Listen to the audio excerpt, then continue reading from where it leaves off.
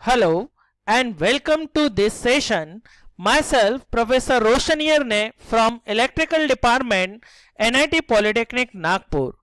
In last video, we learned about the various types of starter for three-phase induction motor.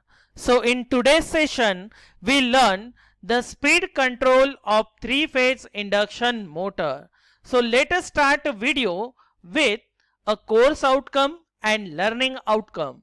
The course outcome is use the relevant three-phase induction motor for a different applications, and the learning outcomes are after completing this video you should be able to understand about the speed control of three-phase induction motor and elaborate the construction and working of speed control method. So for this video some program outcome mapping is there. This table will shows the program outcome mapping. This table will shows that this a topic will be relevant of the basic knowledge, that is PO1 will be satisfied. The topic will be relevant to the discipline knowledge, hence PO2 will be satisfied. Then in here we can practices the some diagrams, hence the PO3 also satisfied. Then we communicate here, so PO9 also satisfied, and this topic will be useful for lifelong learning, so the PO10 also satisfied. The PSO2, that is program specific outcome 2, will be satisfied because it is relevant to the electrical machine topic. So now start with the first a speed control method. So there are the three types of the speed control method. So by changing the number of poles we can control the speed of the motor, or by changing the stator frequency, or it is called as a V by F speed control method. And the third one, that is a by rotor resistance control method. So let us discuss with the first method, that is stator frequency control speed control method, or again it is called as a V by F speed control method. Now हम इसे V by F speed control method क्यों कहते हैं? So we started with the first कि we know that कि actual speed of the motor should be given by n is equal to ns1 minus s. ये already अपन ने पढ़ चुके हैं. The speed is nothing but given by synchronous speed into 1 minus slip. But we know that the synchronous speed is nothing but given as 120 f by p. So as according to this formula, अगर हमें actual speed को अगर change करना है या actual speed को अगर very करना है तो हमें सिंक्रोनस स्पीड को वेरी करना पड़ेगा. अगर सिंक्रोनस स्पीड को वेरी करना है तो या तो नंबर ऑफ पोल को वेरी करना पड़ेगा या तो जो सप्लाई फ्रीक्वेंसी है उसे वेरी करना पड़ेगा. अब नंबर ऑफ पोल जो है मोस्टली कांस्टेंट होते हैं, अगर इसे वेरी करना है तो हमें कंस्ट्रक्शन में ही वेरी करना पड़ेगा. सो एक ही चांस उठता है कि हमें स्टेटर की फ्रीक्वेंसी को क्या कर सकते हैं, वेरी कर सकते हैं. अगर स्टेटर की फ्रीक्वेंसी को वेरी करेंगे तो ही हमारा जो स्पीड है वो क्या हो सकता है, वेरी हो सकता है. But the theoretically we know that कि theoretically हम बोल सकते हैं कि we can control the speed by changing the frequency, but practically it should be not done. So practically क्या होता है कि if we only changes in f, that is the supply frequency, by keeping the supply voltage v is a constant, यानी अगर हमने only frequency को अगर हमने चेंज किए और सप्लाई वोल्टेज को अगर हमने कांस्टेंट रखे तो क्या होता है, it can produce the adverse effect on air gap flux, जो कि it is given by the phi ag is proportional to the v by f. यानी अगर हमने वोल्टेज को कांस्टेंट रखे और फ्रीक्वेंसी को अगर हमने चेंज किए तो phi ag यानी अपना एयर गैप फ्लक्स है वो क्या हो जाएगा, चेंज हो जाएगा. या तो अगर मैंने फ्रीक्वेंसी को रिड्यूस किया, अगर इस फॉर्मूले के हिसाब से फ्रीक्वेंसी को मैंने रिड्यूस किया तो आपका phi ag क्या हो जाएगा, बढ़ जाएगा.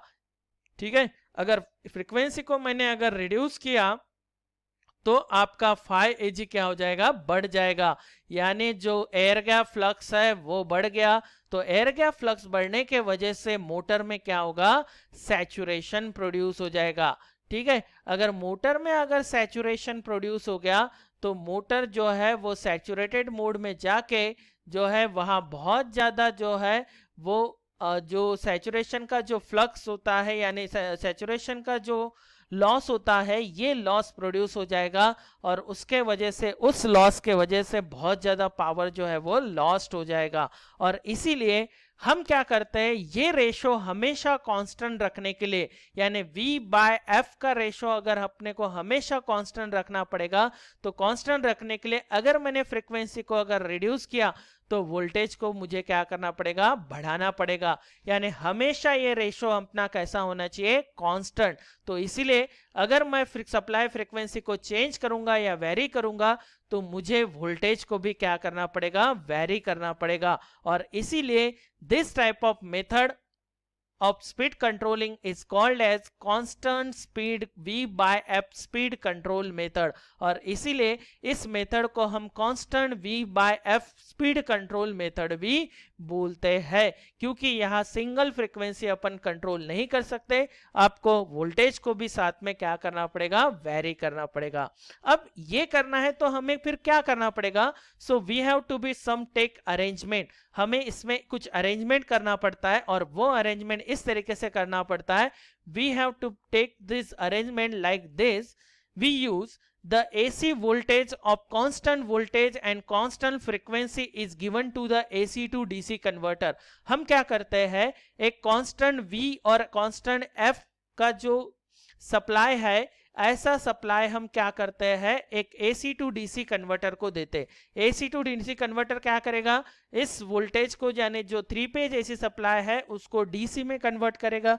लेकिन जो DC में कन्वर्ट करेगा वो DC कैसा होता है, पल्सेटिंग DC होता है। अब पल्सेटिंग DC को हम आगे यूज नहीं कर सकते, इसलिए हम उसको क्या करते हैं, उस DC को प्योर करने के लिए हम वहां पे एक फिल्टर लगाते हैं, कैपेसिटर फिल्टर। इस कैपेसिटर फिल्टर के जरिए इस पल्सेटिंग DC को हम प्योर DC में क्या करते हैं, कन्वर्ट करते हैं। Now this pure DC should be given to the inverter. यहाँ पे एक इन्वर्टर लगा हुआ रहता है, उस इन्वर्टर को हम प्रोवाइड करते हैं। ये जो इन्वर्टर होता है, ये इन्वर्टर यहाँ पे इस्तेमाल किया जाता है PWM इन्वर्टर। PWM इन्वर्टर का मतलब होता है the pulse width modulation, pulse width modulation inverter. अब ये पल्स विड्थ मॉड्यूलेशन इन्वर्टर क्या करता है, ये जो प्योर डीसी आया है उसको एसी में कन्वर्ट करता है। लेकिन कैसे एसी में कन्वर्ट करता है, variable voltage and variable frequency के एसी में कन्वर्ट करता है। तो इसके वजह से अपने को वेरिएबल वोल्टेज और वेरिएबल फ्रीक्वेंसी जो है अपने को फाइंड आउट होती है। Now that variable frequency and variable voltage should be given to 3 phase induction motor. और वेरिएबल फ्रीक्वेंसी होने के वजह से जितना अपन फ्रीक्वेंसी वेरी करते जाएंगे, अपना इंडक्शन मोटर का जो स्पीड है वो भी क्या होते जाएगी, वेरी होते जाएगी। और इस तरीके से हम इंडक्शन मोटर की स्पीड को कंट्रोल कर सकते हैं by changing the frequency and by changing the voltage simultaneously. यहां पे साइमल्टेनियसली दोनों को चेंज करके हम इंडक्शन मोटर की स्पीड को वेरी कर सकते हैं। तो this is nothing but the speed control method by using stator frequency and constant V/F method। Okay, so now next let us see the next method, that is the second rotor resistance speed control method। ये हमने थोड़ी ही देर जो यह है, ये हमने जो इसके पहले हमने जो वीडियो देखे थे उसमें रोटर रेजिस्टेंस स्टार्टर ऑलरेडी देख चुके हैं। वैसा ही सेम रोटर रेजिस्टेंस स्टार्टर ही is nothing but called as a rotor resistance speed control method. तो इसमें क्या करते हैं, सिंपल इसका कंस्ट्रक्शन होता है। So this diagram will be shows the construction. क्या करते हैं, एक्सटर्नल रेजिस्टेंस को हम क्या करते हैं, जो वेरिएबल एक्सटर्नल रेजिस्टेंस होते हैं, इन एक्सटर्नल रेजिस्टेंस को हम यहां पे अटैच करते हैं। कहां पे अटैच करते हैं, रोटर रेजिस्टेंस में। ये जो स्पीड कंट्रोल मेथड है, it can be use only applicable to the slip ring induction motor. ये only slip ring induction motor के लिए ही यूज होती है, क्योंकि only slip ring induction motor में ही हम एक्सटर्नल रेजिस्टेंस को कनेक्ट कर सकते हैं। तो ये एक रोटर का फ्रेम है, ये रोटर की वाइंडिंग है। इस रोटर की वाइंडिंग को हमने क्या किया, एक्सटर्नल स्टार जो कनेक्टेड है, एक्सटर्नल स्टार कनेक्टेड रियोस्टेट को अपन ने अटैच किया है। वो भी किससे अटैच किया है, स्लिप रिंग से अटैच किया हुआ है। ठीक है, अब ये स्लिप रिंग से जो वेरिएबल रेजिस्टेंस अटैच करने के वजह से क्या होता है, नाउ दोस्तों हमने एक टॉर्क स्लिप कैरेक्टरिस्टिक्स में भी पढ़े हैं कि जब अपना R2 जो है रोटर रेजिस्टेंस इंक्रीज करते हैं, तो रोटर रेजिस्टेंस इंक्रीज करने के वजह से अपना जो टॉर्क स्लिप कैरेक्टरिस्टिक्स है वो भी क्या होता है, शिफ्ट होते जाता है राइट साइड में। और ये शिफ्ट होने के वजह से जो मोटरिंग पॉइंट है वो मोटरिंग पॉइंट भी क्या होते हैं, शिफ्ट होते हैं। जैसे ये ब्लू से रेड गया, रेड से ग्रीन गए, तो इस तरीके से मोटर ऑपरेटिंग पॉइंट जो है शिफ्ट होने के वजह से इसका जो स्पीड है वो स्पीड भी क्या होते जाता है, वेरी होते जाता है। यानी पहले अगर N1 होगा तो सेकंड टाइम स्पीड आपको N2 मिलता है। यानी इस तरीके से स्पीड भी क्या होते जाती है, वेरी होते जाती है। तो स्पीड वेरी होने के वजह से जैसे जैसे हम रोटर रेजिस्टेंस को चेंज करते हैं यानी बढ़ाते जाते हैं, जो स्पीड होती है वो स्पीड क्या होती है, डिक्रीज होते हुए जाती है। स्पीड क्या होती जाती है दोस्तों, यहाँ पे डिक्रीज होते जाती है। यानी जितना हम रोटर रेजिस्टेंस को इंक्रीज करेंगे उतना स्पीड क्या होते जाएगी, डिक्रीज होते जाएंगी। और जितना हम रोटर रेजिस्टेंस को हम डिक्रीज करेंगे उतनी हमारी स्पीड क्या होती जाएगी, बढ़ते जाएगी। तो इस तरीके से हम यहाँ पे रोटर रेजिस्टेंस के हेल्प से जो मोटर की स्पीड है वो मोटर की स्पीड क्या कर सकते हैं, वेरी कर सकते हैं। So by using the rotor resistance we can control the speed by changing the resistance in a rotor। Rotor के रेजिस्टेंस को चेंज करके हम स्पीड को क्या करते हैं, वेरी करते हैं। रोटर रेजिस्टेंस बढ़ाएंगे स्पीड कम होगा, रोटर रेजिस्टेंस कम करेंगे स्पीड बढ़ेगी। ठीक है, इस तरीके से स्पीड को हम वेरी करते हैं। तो these are the two method, ये दो मेथड है जिनके वजह से हम क्या करते हैं, स्पीड को हम कंट्रोल करते हैं। ठीक है दोस्तों, सो तीसरी जो मेथड है वो पोल चेंजिंग मेथड है। So pole changing method it is only theoretical method है, वो हम प्रैक्टिकली यूज नहीं कर सकते क्योंकि पोल चेंजिंग जो है वो सिर्फ और सिर्फ डिपेंड करता है कंस्ट्रक्शन के ऊपर। So now in this video we learn about the speed control method, that is a V by F speed control method के बारे में हमने पढ़े। Next we learn about the rotor resistance speed control method. तो इस video में हमने ये दोनों स्पीड कंट्रोल मेथड के बारे में पढ़े हैं। So now there are assignment question for you. Draw and explain the V by F speed control method of induction motor. It can be asked many times for 4 marks. ये 4 marks के लिए बहुत बार पूछा जाता है। और एक क्वेश्चन है जो 4 मार्क्स के लिए मैक्सिमम टाइम्स पूछा जाता है, वो है explain the rotor resistance speed control method of induction motor. यानी इंडक्शन मोटर की जो rotor resistance speed control method है ये भी सेपरेटली 4 मार्क्स के लिए बहुत बार पूछा जाता है। Now in the next video we move toward the next unit, that is unit number 2, a single phase induction motor. So अभी तक अपन ने इस यूनिट में यूनिट नंबर 1 का जो पार्ट ए था उस पार्ट ए में हमने 3 फेज इंडक्शन मोटर के बारे में पढ़े, उसके टॉर्क के बारे में पढ़े, उसके टॉर्क स्लिप कैरेक्टरिस्टिक्स के बारे में पढ़े, पावर फ्लो डायग्राम के बारे में पढ़े। देन इसके बाद हमने पार्ट बी, जो अभी हमने जो पार्ट बी है उसमें स्टार्टर और स्पीड कंट्रोल, इनके बारे में अपन ने पढ़े। और नेक्स्ट वीडियो में हम जो है स्टार्ट करने जा रहे हैं unit number 2, that is single phase induction motor.